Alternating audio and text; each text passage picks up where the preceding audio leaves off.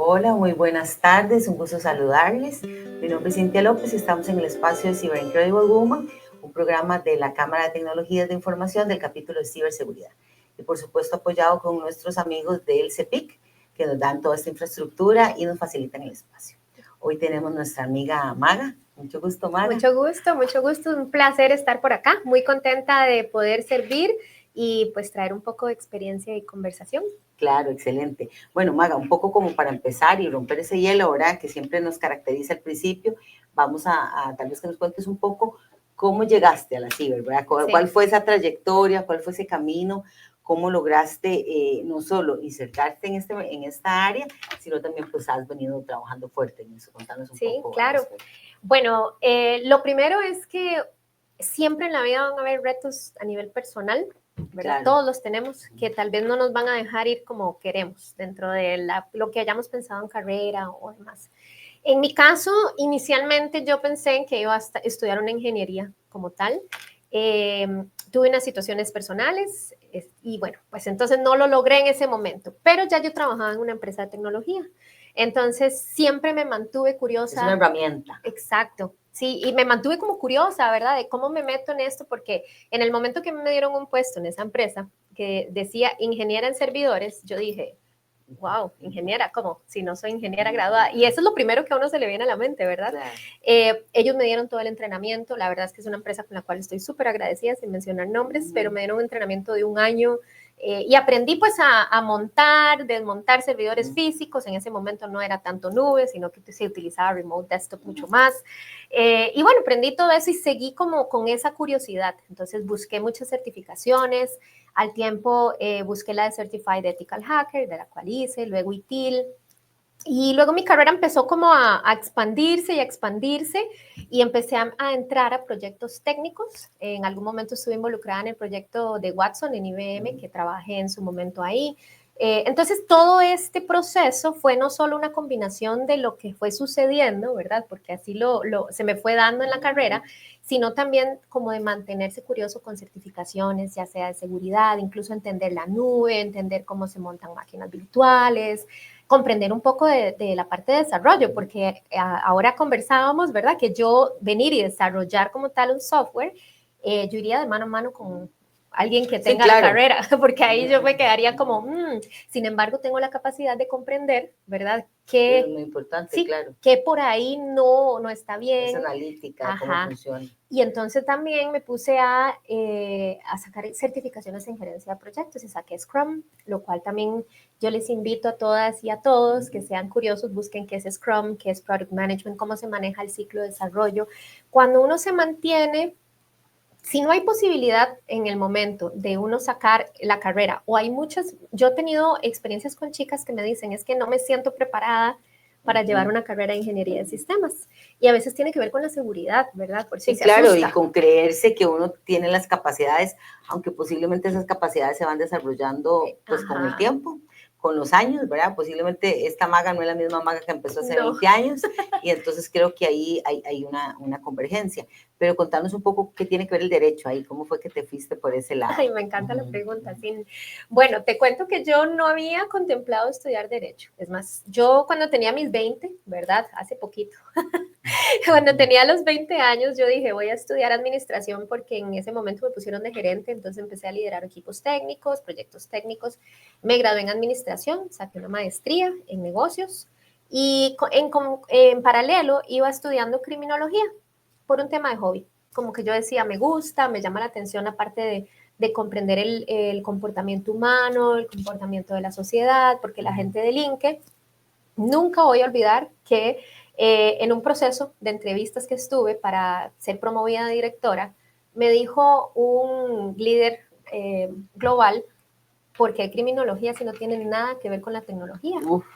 Y entonces yo le dije, sí, fue una pregunta, era un puesto que yo quería mucho. Capciosa, una pregunta capciosa, porque de ahí en realidad ya uno que lo ha visto desde muchos años, la tecnología siempre ha tenido que ver, toda la vida, o sea, ahora hay cibercrimen y hay ciberseguridad y todo, pero cuando eso no existía, ¿verdad? Correcto. Ni siquiera, bueno, la seguridad de información era algo como muy básico. Sí, y ni se tomaba en serio. Sí, siempre ha tenido que ver un enlace con la parte de controles físicos lógicos, ¿verdad? Que de repente la gente sabe que existe, ¿verdad? Cuando se cierra la casa y le pone seguro, Ajá. o va a la oficina y ahora se entra con un badge, pero antes había un reloj marcador y uno pone una tarjetita y todo eso, ¿verdad? Entonces, creo que siempre ha existido, lo que pasa es que tal vez es un poco como visión, ¿verdad? De alcance. Exacto, entonces ahí venimos al tema de la visión y ser curioso y tratar de pensar más allá, no quedarse solo con lo que nos dicen, lo que nos enseñan, porque esa es una de las cosas que todos los humanos hacemos en cierto momento. Nos quedamos con lo que nos enseñaron y tenemos que desaprender esas cosas y decir, ¿podría ser? Lo que hablamos ahora, porque vamos, la academia siempre es la base. Ajá. La academia le va a usted la base estructural, la base de pensamiento, la base de lógica, la base de pensamiento, cómo es que el cerebro podría interpretar las cosas, definirlas, hacerlas. Pero cuando uno llega a las organizaciones, usted se va a topar con muchísimas herramientas que posiblemente nadie se las enseñó nunca, pero vamos, ya usted tiene esa base lógica para poder aprender. Ajá. Bueno, que ya vos la conoces bastante, la has explorado mucho, entonces usted dice, ok, yo me puedo ir por este lado. Exacto, y en ese momento mi respuesta fue, en algún momento, eso fue en el 2013-2014, yo dije, en algún momento la criminología me va a ayudar a entender también por qué las personas delinquen con el Internet. Entonces él se quedó y me dijo, ¿y cómo le sirve eso a usted una posición de directora y liderazgo? Entonces yo le dije, claro que me funciona porque es un equipo técnico, era un equipo de desarrolladores en ese momento. Entonces lo que él estaba debatiendo conmigo es, vos no sabes desarrollar. Entonces yo dije, bueno, sí, yo no desarrollo así, puedo montar como una máquina virtual, puedo hacer las partes que le enseñan a uno en la certificación de Ethical Hacker, puedo usar Kali Linux, conozco que, ¿verdad? Pero no, si a mí me dicen en este momento, Maga, mira, hacerte un software, ya, yo voy a decir, no, sola no puedo, porque es reconocer también, ¿verdad? Las áreas de cada quien. Y en donde uno se desempeña mejor. Correcto, y entonces en ese momento le dije, en conjunto con todo el equipo podemos trabajar desde la parte del desarrollo y desde la parte también lógica y analítica y crítica que tal vez yo puedo traer, entendiendo cómo el crimen viene a ser, o cómo no solo el crimen, cómo podemos nosotros pensar que el bloquear la computadora es importante. En ese momento eso no se hablaba tanto. Sí, la parte más de ingeniería social que siempre ha existido, pero tal vez ahora es el centro, ¿verdad? Porque todo entra por el usuario. Exacto. Y cuando uno entiende eso y las empresas lo entienden, entonces no son herramientas, no es infraestructura, no son los tarros, como dice un amigo mío, sino que es el contexto de todo junto. Exacto. ¿Verdad? Bueno, sí tuve la posición, esa es la parte buena, pero él estaba un poco como, no estoy tan seguro que me compro, como diría uno en Costa Rica, ese cuento. Bueno, pues yo vine, ya tuve la posición, ya el resto, pues, ¿verdad? Para no extender demasiado, pero ahora cuando yo veo hacia atrás, han pasado 12, 13 años de eso y yo digo, wow, ahora sí es cierto que la criminología, porque me gradué en criminología, de hecho estoy en un máster ahorita de criminología, wow, sí tenía que ver. Entonces, en ese proceso, yo dije, bueno, porque también hay otra cosa. No me hablas el derecho. Ahí voy, a mí me encanta. No me hablas el derecho. Sí, a mí me encanta estudiar. Entonces, en ese proceso dije, podría empezar a estudiar Derecho para complementar. Tampoco se había hablado de Derecho Informático, de hecho la especialización no existía. Estaba muy incipiente. Sí, y de hecho, a nivel de, como en mi carrera, yo sí me preguntaba en algunos momentos, y lo voy a compartir acá también porque a muchos o muchas les puede ocurrir. Yo dije, ok, estoy estudiando esto por hobby porque me gusta. Y de hecho voy a seguir estudiando. Probablemente yo estudie psicología para irme a ciberpsicología y siempre me gusta mantenerme en eso. Pero en algunos momentos me decía, ¿cómo hago yo para poder involucrar derecho con tecnología? Porque yo he trabajado toda mi vida en tecnología. Desde mis 19 años he trabajado en corporaciones, he hecho consultorías en tecnología, siempre ha sido tecnología. Entonces era un área muy nueva para mí. Y yo dije, ¿cómo hago? Y pues resulta que todo se fue dando, vino la pandemia, ¿verdad? Que lo cual no me alegra, pero en fin, vino la pandemia y se empezó a entender todavía más el crimen cibernético, empezaron las regulaciones, pasó lo de Hacienda, y entonces yo dije, wow, es como que de pronto ya tengo las respuestas. ¿Se te abrió el camino? Sí, tengo las respuestas y me gradué de Derecho, saqué la especialización en Derecho Informático en la Escuela Libre de Derecho, excelente, por cierto, esa especialización muy completa, Y bueno, pues entonces empecé a tener toda la parte de liderazgo en conjunto, la parte de criminología, la parte de ciber, porque desde el 2018 ya yo estaba full con temas de consultorías en ciber. Se hablaba poquito de inteligencia artificial en ese momento, era muy, muy light. Y pues así terminé en todas esas áreas diferentes. Sí me gustaría que le contáramos un poquito que hace antier, alguien me consultó la jurisprudencia que tiene más auge en Costa Rica. Yo les mencioné, por supuesto, la Ley de Protección de Datos, la 8998, pero sí sé que hay alguna otra jurisprudencia que tal vez nos puedas contar, ¿verdad? Con respecto a la ciber, y no solo a la ciber en sí, sino más bien cómo esta parte de los datos, de las regulaciones, de los correos, de los accesos de las máquinas y todo este contexto que la gente a veces no conoce y deberíamos conocer, lamentablemente, nos afecta cuando alguien suplanta nuestra identidad. ¿Verdad? De hecho, el otro día una investigación con un colega de suplantación de identidad digital, trabajamos con controles fisicológicos, hemos trabajado con un poquito de jurisprudencia, y hay mucho que aprender más. Contanos un poco de eso. Sí, bueno, y respiro así hondo porque a mí me da pesar de que a veces creemos que no tenemos que aprender del tema. Hablo de la sociedad en general. Todos estamos involucrados con la tecnología día a día. Incluso desde los abuelitos ahora, porque reciben llamadas, ¿verdad? Y entonces, aunque no es internet, estamos hablando de telecomunicaciones y que muchas de las estafas se han estado dando por llamadas. Hasta nuestras mamás, nuestras tías, cada vez vemos más y más que tías, familiares, ¿verdad? Independientemente de edad, están usando redes sociales. Incluso, no hay que ir muy lejos y también hablándolo en total apertura, ya el tema de crear una relación amorosa, sentimental con el internet se vuelve cada vez más y más común. Entonces, ¿y cuál es la regulación? ¿Cuáles son las regulaciones, por lo menos en nuestro país, ¿verdad? Que es el que nos atañe, pues luego veremos algunas otras. Está el proyecto de ley de ciberseguridad, pero ese todavía es proyecto de ley. Ahí está todavía, está crudito. Correcto, para no entrar como en mucho detalle del proyecto de ley. Está la inteligencia artificial, misma cosa. Entonces, estamos un poquito atrasados con respecto a esa rapidez, ¿verdad?, de venir a regulaciones. Podemos tomar mucho la ley 8968, que sería para la privacidad, protección de datos, saber que existe la PROHAB. No todos los ciudadanos saben eso. Bueno, no sé si sabes, pero la PROHAB nace en el Registro Nacional, ¿verdad? Yo trabajé ahí muchísimos años y nacen ahí físicamente, ¿verdad?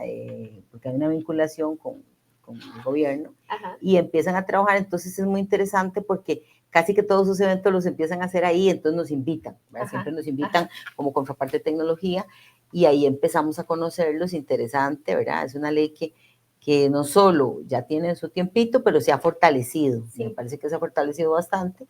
Y yo creo que es como el portillo o tal vez la apertura que hemos tenido más cerca de lo que es la protección de datos, tal vez en ese. Correcto. Es como lo más, es la herramienta más rápida que tenemos ahorita. Entonces, ¿qué sucede en todo esto? Que la población no tiene el total conocimiento de, ok, ¿qué debo guardar?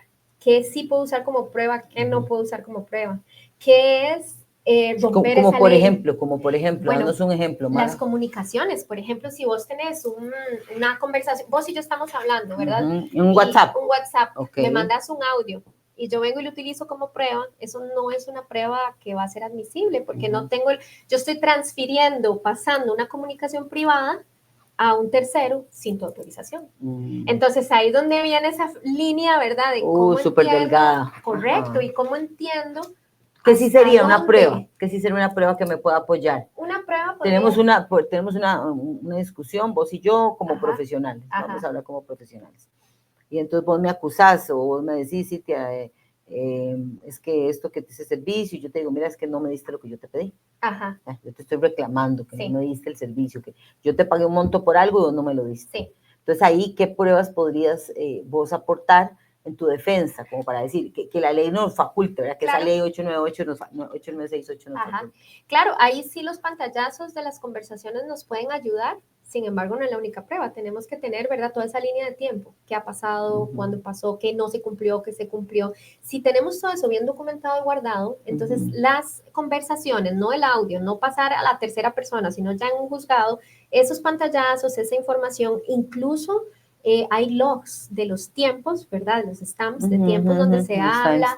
Todo eso sí podría ayudarnos, pero nosotros no podemos nada más venir y decir, como Cintia, bueno, vos más bien, estás enojada porque no te di el servicio, vos venís y pegás los pantallazos en las redes sociales. Ya eso no está bien, porque lo que estás haciendo es exponiendo públicamente nuestras conversaciones. Ahora, cuando se trata de la parte comercial, hay un poquitito de diferencia. Un poquito de contexto distinto. Por el tema de que es comercial. Entonces, sí, y que la ley de comercio también faculta que si usted hay un incumplimiento, pues usted puede demostrar ese incumplimiento, ¿verdad? Porque entonces yo te pagué un dinero y vos me hiciste, no sé, pienso yo, no sé, una entrega y eran 3 entregas según lo que tiene el contrato. Entonces ahí, hay otras herramientas. Exacto, pero para basarlo solamente. Pero eso que hace la gente que no me pagaste, es horrible, y le ponen ahí las redes, vea, esta persona no me pagó, me debe, es una incumplida. Yo pienso que sí, que no solo traslada la imagen, sino que los daños a la imagen, ¿verdad? Que también están penados por ley. Recientemente un colega le pasó, ¿verdad? Que tuvo una discusión acalorada, amenaza a la otra persona, y usted no se imagina, y la otra persona, sí, me estás amenazando, y le puso medidas, ¿verdad? Y le hizo un juicio, y entonces al final tuvieron que llegar a una conciliación, y entonces le dice él, y bueno, ¿qué es lo que quiere la conciliación? Y él dice, que te disculpes públicamente de eso que hiciste. Eso fue, no le pidió un colón, no le pidió nada más, era básicamente eso. Entonces, wow, yo dije, mucho cuidado. De hecho, le dije, yo creo que esa experiencia te va a servir para nunca más volver a hacer una mención, aunque usted tenga ganas, aunque usted el enojo le gane y usted le quiere decir todo a esa persona, pero claramente eso nos afecta, y afecta, por supuesto, que le mande a la otra persona, y entonces ahí la querella sí se puede establecer. Exacto. Porque ya de hecho hasta la Constitución lo permite. Sí, correcto. Y me encanta el ejemplo porque vamos mucho a la huella digital. Y entonces alguien tal vez escuchando este programa podría decir, una disculpa, pero ¿por qué no se lo pidió nada más? ¿Verdad? Uno no es tan sencillo. Cuando hay un conflicto entre personas, hay veces que los conflictos van a escalar a un nivel que el venir y decirle, mira, discúlpate públicamente y no procedo, la gente va a decir, no lo voy a hacer. Entonces se ocupa de un proceso legal. Y lo segundo, ¿por qué una disculpa pública? Bueno, porque viene toda la parte de la huella digital, de la fama, ¿verdad? La reputación que la persona tiene, y que además esa reputación se está viendo dañada, y que también sabemos que esa huella digital, o sea, todo el tiempo que se va a quedar eso en internet, básicamente es para siempre. Si sabemos buscar, tal vez con el tiempo no esté como de primero, ¿verdad? Lo que uno busque, pero si sabemos buscar o tenemos algo en mente sobre una palabra o sabemos de eso, vamos a encontrarlo. Entonces los marca de por vida. Y ahí viene incluso la resiliencia que tanto aplica, ¿verdad? A empresas como a las personas. ¿Cómo salgo adelante de esto? ¿Cómo de pronto quito esta etiqueta que la gente tiene de que yo soy, no sé, amenazo gente, o ¿verdad? Que fue una situación en ese momento. Ayer o antier, Maga, estuve viendo más bien que era una organización, una empresa, y que alguien acusaba a la empresa y decía, esta empresa no cumple. Esta empresa tiene que otorgar o tiene que vender tal servicio y está incumpliendo. Y eso se hace un declive, porque entonces todas las otras personas que ven dicen, no, y yo incluida, yo no le voy a comprar esa empresa, porque ya están diciendo que es incumplida, yo pensé que era una empresa seria. Vean qué interesante, con un comentario que puede ser real el comentario, puede ser que sí. O puede ser un tema emocional. O puede ser algo lo que le dé el enojo, o puede ser alguien en venganza, hasta un empleado, ¿verdad? Que eso es todo un tema. Los insiders. Es todo un tema, ¿verdad? Alguien que no está de acuerdo, que no le parece, y eso causa, y yo misma dije, ¿verdad? Si a mí me está causando una conmoción, que conozco los contextos y lo que puede pasar, imagínense una persona que no trabaja con eso, o sea, que lo ve nada más de primera mano. Por eso es tan importante, y creo que se ha insistido mucho con el uso de redes sociales, con la parte reputacional. Porque creo que la gente no tiene en cuenta el alcance hasta dónde llegan, y han surgido, han habido muchos casos de denuncias y esto y el otro, y por eso es que la gente tiene que manifestarse. Si yo no pusiera, yo lo voy a ignorar. No, porque si no, el silencio no todo el tiempo se toma como algo positivo, ¿verdad? Entonces a veces cuando la gente decide no responder, no tener una acción, no necesariamente significa que sí están incurriendo en eso. A veces es porque eso genera una emoción de no voy a poder contra esto. porque estamos hablando de mucha gente que tiene libertad de escribir lo que quiera, de poner lo que quiera, que generalmente nadie va a hacer mucho más que, ¿verdad? A veces hasta repostear pantallazos, lo pasan por chats. Entonces hay gente que tal vez va a decidir, mira, yo lo dejaré enfriar, así, tal cual. Y no necesariamente eso les va a ayudar a la reputación tampoco, porque si responden y hacen algo, también siempre va a haber, ¿verdad? Esta reputación de seguro si ocurrió, aunque no haya ocurrido, y la gente se va a sentir siempre como, no confío. El alcance que tiene es grandísimo. Sí. Y sí, hablemos incluso ahora con la parte de esto mismo, huella digital y resiliencia en los jóvenes.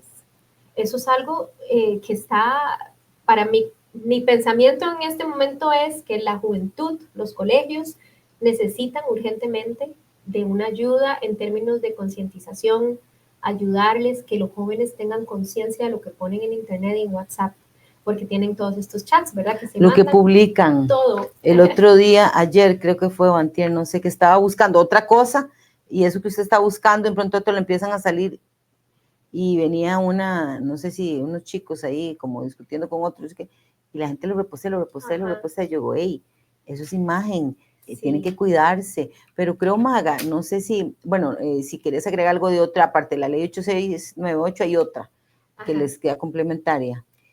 Ahorita creo que esa es la que es más fuerte porque sí está la de fraude, estafas, pero esa siempre ha estado en el código, es como, ¿verdad? La misma en términos de telecomunicaciones. Creo que la 8968 es la que vino como a robustecer un poquito más esa parte. Y esperar lo que viene en IA y en ciber, esperar, porque eso es todo un tema, ¿verdad? Pero sí hay que esperar que ojalá tenga luz verde en algún momento, porque esto va acelerado, ¿verdad? Sí. El otro día veía un reporte del OIJ, son millones de millones en la cantidad en estafas. Es una cosa espeluznante, no le puedo decir otra palabra porque ya no tiene límite, ¿verdad? Es a personas más jóvenes, a personas adultas, a todo tipo de personas. Ajá.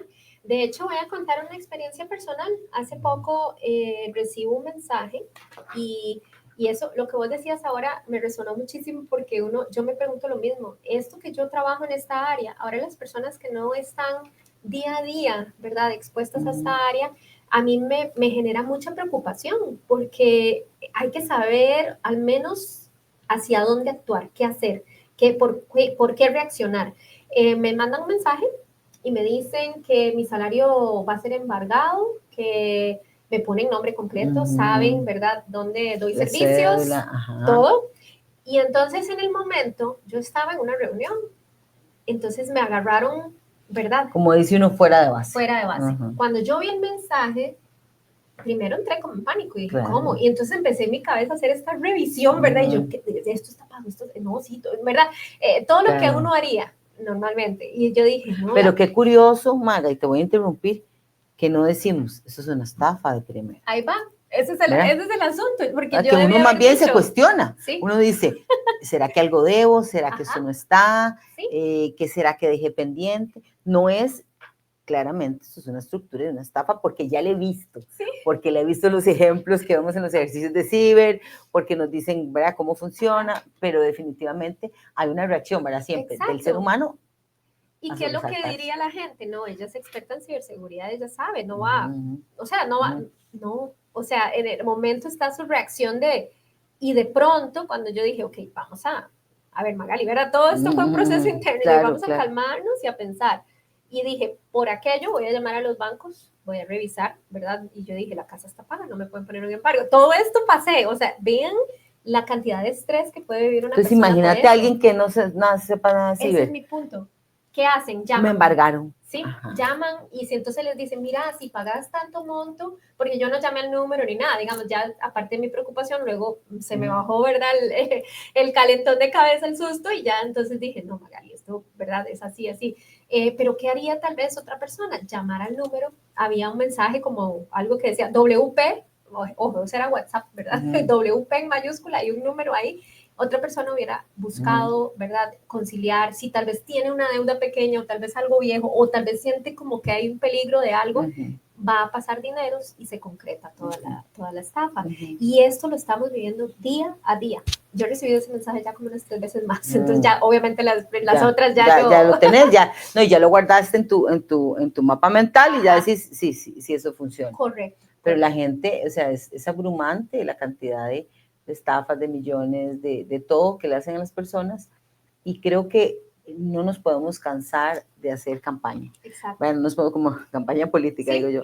La campaña de concientización, lo decía muy bien ahora, con la huella, con la resiliencia, porque en definitivo hay un trabajo que está pendiente, y por eso esperamos a la ley ansiosamente para ver si la ley nos da unos lineamientos generales, algunas políticas donde podemos insertarnos y decir, sí, esto no está bien, y esto podemos trabajarlo de esta manera. Sí, incluso las empresas, desafortunadamente, a pesar de que hay datos que respaldan esto, ¿verdad? Tenemos total concientización en auge con respecto a la importancia de la ciberseguridad, y ahora el uso de la inteligencia artificial, los agentes, los bots, el tema de la voz, bueno, cantidades de cosas.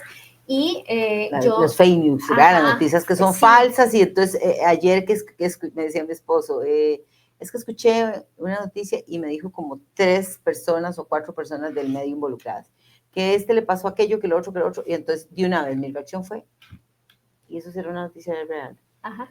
Y me dice, no sé, ¿sí? Porque apareció ahí, no tengo ni idea, como ahora pueden duplicar las voces, los mensajes. Y ya se va viendo cada vez más sí, real. Sí. Sí. Entonces, digo, calma, veamos que ya cuando muchos medios lo publican y muchos medios interactúan y dicen, esto está pasando, como este conflicto que habrá en Venezuela y todo lo demás, entonces tú dices, ok, sí, ya no es una fake news, sino que hay algo real. Pero sí es importante, ¿verdad? Que la gente valide la información, la valide en los medios oficiales, en muchos medios los contrastes, no solo en los digitales, porque ahora en redes creo que de todo, es demasiado, Maga. Y incluso, bueno, yo fundé una empresa que se llama Tech Secure AI, de hecho la corre, ¿verdad? Un grupo de trabajo bastante preparado, y una de las cosas que me comentan es que a pesar de que sabemos todo esto, siempre hay temas de presupuesto en las empresas que dicen, no, vamos a reducirlo al máximo. Entonces, esta concientización, pongo este ejemplo porque está la concientización que tiene que ser constante, pero que tanto nos estamos tomando en serio esto. Es básicamente lo que hacemos todos los humanos el día a día. No, hombre, a mí no me van a tachar el carro, a mí no me va a pasar, yo ahí lo dejé. No me lo van a robar. Me decía una amiga un día, me dice, Cintia, no lo podemos meter, y yo, sí, qué raro. No, pero aquí no roban ni nada. Ajá. Me dices que ya me lo van a robar. Sí. A plena luz del día. Exacto. Salí y ya no estaba. Entonces, creo que vamos a ir cerrando, Maga, porque me está lindísima la conversación y yo quisiera hablar un montón, pero por el tiempo tenemos que ir cerrando. Pero qué interesante que si no nos pasa, no somos de verdad tan conscientes de que todos estos elementos pueden pasar. Tal vez me gustaría que les comentaras un poco, para hacer el cierre, a las chicas que nos ven y a los chicos, porque no solo nos ven chicas, ¿verdad? Aunque el objetivo es ir promoviendo la participación de mujeres en estos espacios que han sido un poco más recortados, pero también comentarles un consejo final, algunas cositas de todo esto que hablamos, ¿verdad? Que la ciberseguridad es el tema y va a ser el tema por mucho más tiempo. Claro. Antes de hacer ese mensaje final, yo creo que nosotros deberíamos de tener simulacros de ciberseguridad, así como hay simulacros de incendio, de terremotos y demás. Pero bueno. Me encanta. Vamos a trabajar en eso. Vamos a tener que trabajar en ello. Trabajar en eso. A las chicas y a los chicos, lo primero, manténganse curiosos. Nunca piensen que porque ustedes digan, mira, me gusta la ciberseguridad, pero tal vez no tengo la posibilidad de llevar una carrera meramente técnica, no piensen que eso es un bloqueo a llegar a lo que quieren. Incluso ahorita está en auge la ciberpsicología, entonces la ciberseguridad no va para ningún lado. Entonces, si nos mantenemos curiosos y buscamos un poco más mentores, personas que nos digan, si vos querés hacer esto más y más, te recomiendo esta carrera. Si querés hacer esto más y más, entonces podrías hacer esto y esto. No se queden solos en el proceso. Sí se puede. Por eso les contaba el comentario de ¿qué tiene que ver una cosa con otra? Bueno, porque yo me sentí en ese momento un poco como, ¿será que no estoy en el lado correcto? Sí, bueno, pero eso nos pasa, siempre pienso, porque todas las personas que se sientan aquí me lo dicen. Pensé que eso no era para mí, pensé siendo mujer, y lo veo yo soy profesora del tecnológico y lo veo en los grupos donde yo tengo 3 semestres de tener hombres, hasta que estoy toda contenta que tengo 3 mujeres. Sí. ¿verdad? Pero eso ha sido Entonces, si tengo un grupo que lidero allá en el TEC, de Alajuela, con chicas, y siempre les digo, no se limiten. Sí. No piensen que no pueden, más bien, cuéntenle a otras que sí se puede. Sí. Posiblemente hay retos, Maga, y sí. usted lo sabe, complicados, pero bueno. Y tristemente sí sucede que uno por ser mujer a veces se duda más en el debate tecnológico sobre qué tanto sabemos o no, pero siempre podemos, es mantener esa seguridad. Si hay un área donde no es nuestro fuerte, buscar quién es el fuerte, que se acerque, ¿verdad? Siempre buscar hacer estas redes, apoyarnos. Y entre mujeres apoyarnos, porque definitivamente que el apoyo entre mujeres cuando sucede, somos el triple de fuertes. Así que ese sería mi consejo, siempre mantenerse curiosa. Ciber no va para ningún lado, inteligencia artificial, bellísimo el tema, pero con sus retos y hay que conocer. Siempre le digo a mis estudiantes, conozcan, no se dejen guiar por la primera herramienta que ven ni por lo primero que les da. No sé si te acordás, hace 15 años cuando salió Google. Ah, sí. Y todo, yo una vez era... el desafío, ¿verdad? Y todo el mundo decía, consúltelas en Google, a ver qué dice. Bueno, esto es una herramienta también. Sí. Y no significa que la gente empezó a usarlo y ya determinó qué cosas puede usar y qué no. Entonces yo siempre también les digo a la población, prueben, revisen, infórmense. No puede uno obviar la ley, ¿verdad? Tenemos que informarnos. La 8968 está para que la leamos muchísimas veces. Sí, y para entenderlo de destruir, transmitir, todo transferir información, ¿verdad? Que no es mía, que no me pertenece, si yo trabajo por la organización, hay unos correos que son personales míos, ¿verdad? Pero esa transferencia de información de la organización que no es mía y que no puedo tomar esa libertad de decir, no, esto me lo voy a llevar porque me pertenece. Me voy a dar ahí la vueltita, sí, porque yo hice una parte, no, tenemos que respetar, ¿verdad? Yo creo que ahora más que siempre estamos aprendiendo el respetar las autorías, entender qué es de quién, y no solo eso, también poner nuestra huella para que quede ahí, ¿verdad? La positiva. Claro. Maga, un placer, un gusto. Gracias. Y ojalá nos veamos pronto en otro proyecto. Y por supuesto que a la audiencia agradecerles este espacio que siempre nos dan en Cyber Incredible Woman, que es un espacio que promueve el capítulo de ciberseguridad de la Cámara de Tecnologías de Información. Agradecerle a José Pablo del CEPIC y que siempre nos apoyan y nos dan este gran espacio. Nos vemos pronto. Muchas gracias.